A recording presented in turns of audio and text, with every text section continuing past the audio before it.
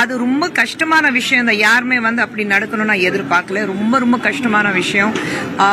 இன்னி வரைக்கும் நம்ம என்ன சொல்றது, நம்ம சமுதாயத்துல இந்த மாதிரி மிருகங்கள் இன்னும் வாழ்ந்துட்டு இருக்காங்க.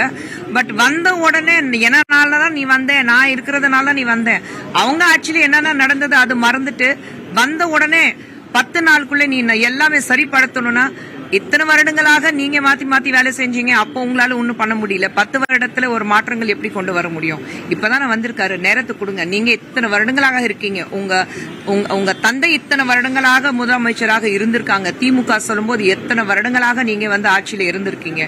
உங்களால கொண்டு வராத மாற்றத்தை ஜோசப் அவர்கள் ஏன்னா ஒரு 5 நாள் 10 நாள் கொண்டு வர முடியும்? டைம் கொடுங்க, நிச்சயமாக மாற்றம் வரும்.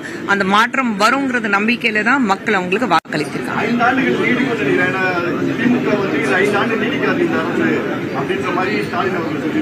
அவர் சொல்லுவாரு, அதுக்கு அவர் தான் பதில் கொடுக்கணும்.